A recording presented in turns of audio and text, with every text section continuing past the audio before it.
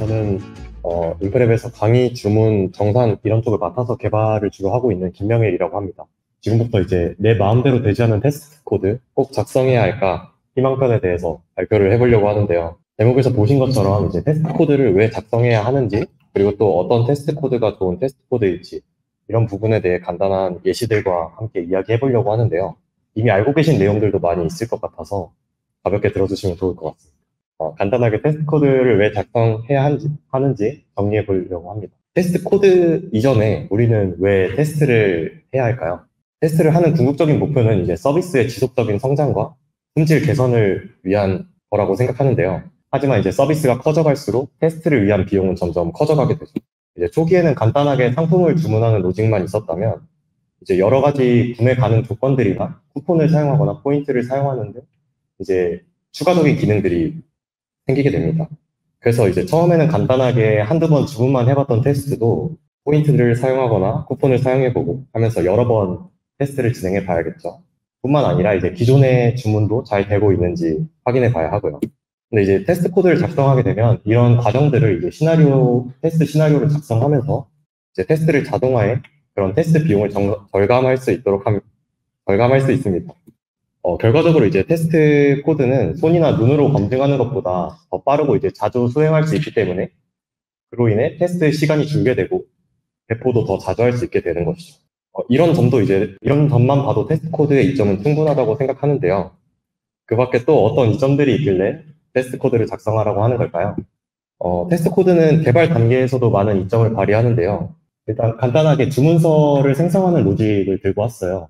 복잡한 주문서 검증 로직을 거친 뒤에 주문서를 생성하고 저장하는 간단한 예시입니다. 이런 예시에서 이제 쿠폰 기능을 추가해 보려고 해요, 저희가. 그랬을 때 이제 쿠폰을 사용할 수 있는지 확인하는 유효성 검증 로직을 쿠폰 객체에 구현했다고 생각해 볼게요.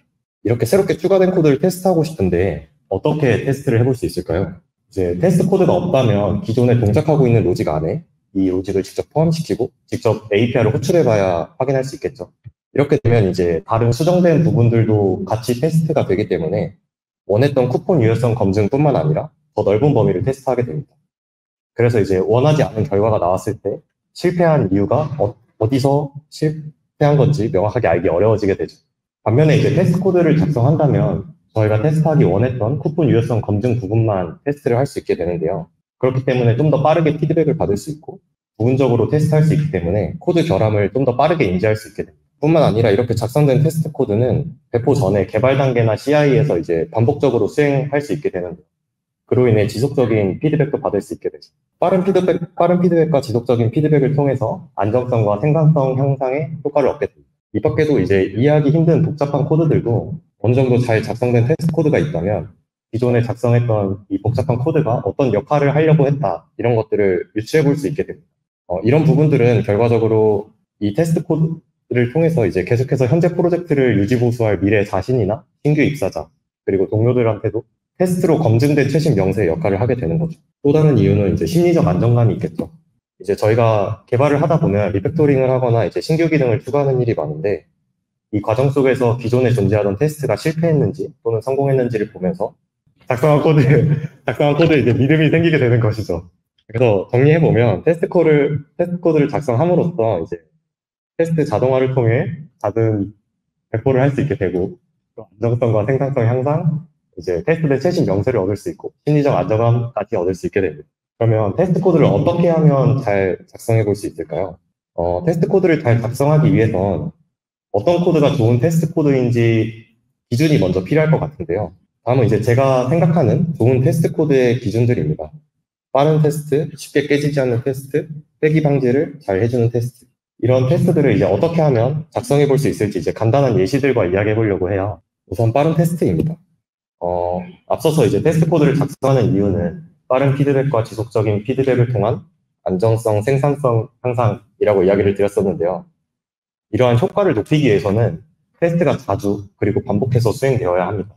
그렇기 때문에 이제 테스트 속도가 빠를수록 좀 더 빠르게 피드백을 얻을 수 있고 그로 인해 결함을 인지할 수 있게 돼서 빠르게 테스트 코드가 느리다면 이제 테스트 코드를 돌리는 횟수도 줄어들게 될 것이고 그렇다 보면 피드백 속도도 떨어지고 결함을 인지하는 것도 더 후로 밀리게 됩니다. 그러면 이제 어떻게 하면 테스트 속도를 빠르게 할 수 있을까요? 테스트 콜을 빠르게 하기 위한 방법 중 하나로 단위 테스트 비중 높이기에 대해 이야기해 보려고 합니다. 이야기를 하기 전에 일단 단위 테스트에 대해서 사람마다 좀 정의하는 게 조금씩 다른 것 같아서 간단하게 정의해 보려고 하는데요.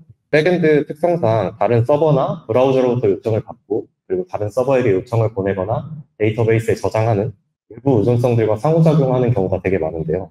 여기서 이제 외부 의존성과 상호작용하지 않는 백엔드 서버 내부에서만 수행되는 테스트를 저희는 단위 테스트라고 정의를 해볼게요. 그리고 단위 테스트가 아닌 외부 의존성들과 상호작용하는 테스트를 통합 테스트라고 정의를 해보겠습니다. 대체로 이제 통합 테스트는 외부 의존성들과 상호작용하기 때문에 단위 테스트에 비해 당연히 좀 더 느리겠죠. 그럼 이제 돌아와서 단위 테스트 비중을 높이려면 어떻게 할 수 있을지 간단한 예시를 들어보려고 해요. 앞에서 봤던 주문서 생성 로직인데요. 주문서 생성을 위해 데이터를 조회하고 복잡한 검증을 거쳐서 주문서를 생성하고 저장하는 코드입니다. 여기서 가장 중요하게 테스트되어야 하는 부분은 어디일까요? 이제 흔히 도메인 로직이라고 이야기하는 복잡한 주문서 검증 로직과 또 주문서 생성 로직이 될 것 같은데요. 하지만 이 로직을 테스트하기 위해선 외부 의존성인 데이터베이스와 함께 테스트를 해야 하는 상황입니다. 그렇기 때문에 이제 통합 테스트로 작성할 수밖에 없는 것이죠. 그래서 이 복잡한 주문서 검증 로직과 주문서 생성 부분을 별도의 클래스인 오더 팩토리라는 클래스로 분리해 보려고 하는데요. 이렇게 분리를 한다면 이런 복잡한 검증이나 금액 계산하는 로직, 그리고 주문서를 생성하는 부분이 데이터베이스의 의존성을 갖지 않기 때문에 단위 테스트만으로도 검증이 가능해지게 됩니다. 그로 인해 이제 복잡한 로직들과 함께 통합 테스트로 이루어졌던 오더 서비스에 있는 테스트 케이스들을 이제 오더 팩토리에 있는 단위 테스트들로 분리할 수 있는 것이죠. 그렇다 보면 자연스럽게 오더 서비스에 있던 이런 테스트들도 좀 더 줄어들게 되겠죠. 결과적으로 기존의 통합 테스트로 검증이 이루어지던 부분을 단위 테스트로 곧 분리해냈으니 좀 더 빠르게 테스트가 가능해질 것입니다. 다음 좋은 테스트의 조건이라고 생각하는 건 쉽게 깨지지 않는 테스트인데요. 이제 테스트 코드도 코드이다 보니 계속해서 유지 보수해야 되고 관리하는 비용이 들게 됩니다.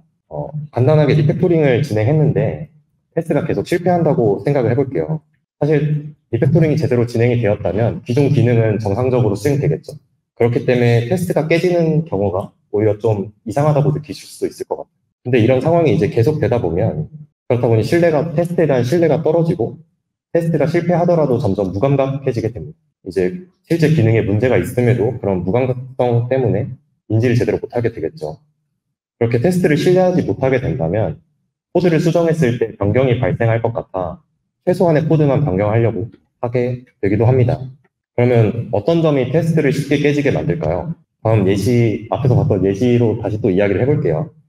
이번에는 앞서 이야기했던 단위 테스트 비중을 높이는 걸 위해서 모킹을 통한 테스트를 진행해 보려고 해요. 이제 모킹은 이제 테스트 더블의 한 종류인데요. 혹시 테스트 더블에 대해 알고 계신 분들도 있겠지만 모르고 계시는 분들도 계실 것 같아서 간단하게 설명하고 넘어가려고 합니다. 테스트 더블은 테스트 목적으로 실제 사용되는 객체를 교체하는 것을 의미하는데요. 이제 테스트하기 힘든 외부 API나 이런 부분들을 가짜 객체로 교체해서 테스트 가능한 범위까지 테스트를 할 수 있도록 도와주는 것이죠. 이 중에서 이제 모킹은 테스트 더블의 한 종류인데요. 이 예제에서는 간단하게 특정 메소드를 호출했을 때 정해진 값을 반환하는 정도로만 사용할 것 같아요. 이제 모킹한 코드를 이런 식으로 작성해 볼 수 있을 것 같은데요. 유저 레파지토리에 get by id를 호출하면 미리 정의한 유저를 반환하도록 가짜 객체를 만들어두는 것이라고 볼 수 있겠죠. 네, 다시 돌아와서 이 예제에서 모킹을 진행한다면 이제 데이터베이스에 의존적인 유저나 상품을 조회하고 주문서 저장하는 부분을 모킹을 통해서 변경하게 된다면 단위 테스트가 가능해지겠죠. 그래서 다음과 같이 테스트를 작성해 볼 수 있을 것 같아요. 보시는 것처럼 이제 모킹을 사용해서 미리 정의한 유저나 프로덕트 객체를 반환하도록 하는 것이죠. 결과적으로 이렇게 모킹을 통해서 데이터베이스 없이 테스트를 작성했을 때 단위 테스트이기 때문에 좀 더 빠르게 수행되니까 성공적이라고 생각할 수 있는데요. 기존 주문서 생성 로직에서 유저를 조회하던 메소드가 get valid by id라는 메소드로 변경됐다고 생각을 해볼게요. 그러면 이제 기존 테스트 코드에서는 get by id를 호출했을 때 어떤 유저가 반환될 것이다 라는 부분을 모킹하고 있었기 때문에 이 테스트는 실패하게 될 겁니다. 하지만 이제 변경했을 때 기능은 정상 동작하겠죠. 이렇게 기능이 정상 동작함에도 테스트가 실패하게 되는 원인은 이제 테스트의 상태 구현이 너무 드러났기 때문인데요. 모킹을 사용하게 되면 앞에서처럼 어떤 객체와 상호작용하는지를 테스트에 명시하다 보니 상세 구현이 드러나게 됩니다. 그렇게 되면 이제 변경에 취약해지게 되는 것이죠. 그럼 어떻게 테스트를 하는 게 좋을까요?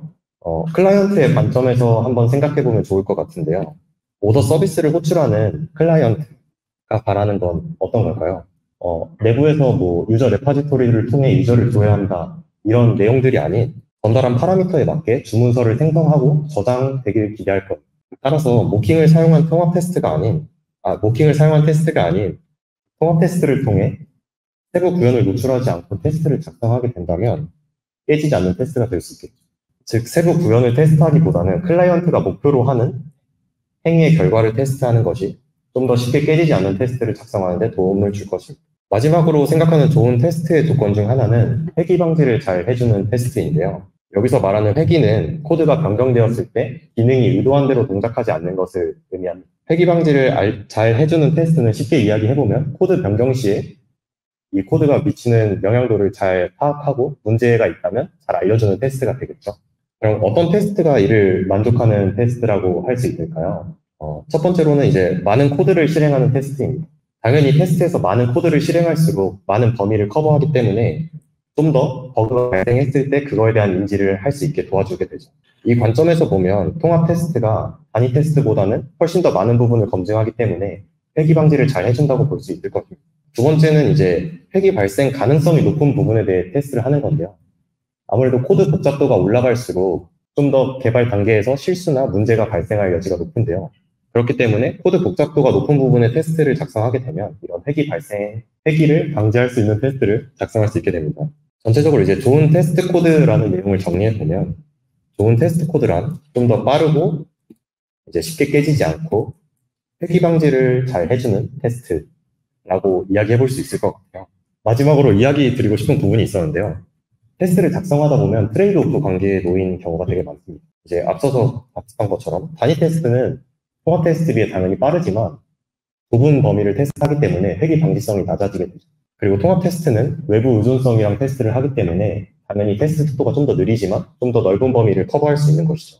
그렇다 보니 단위 테스트와 통합 테스트가 테스트하는 범위나 비중을 적절히 잘 나눠서 테스트하는 게 참 중요한 것 같아요. 네. 이 부분에 대해서 고민해 보시면 좀 더 좋은 테스트를 작성할 수 있는데 도움이 되실 거라고 생각합니다. 네, 감사합니다.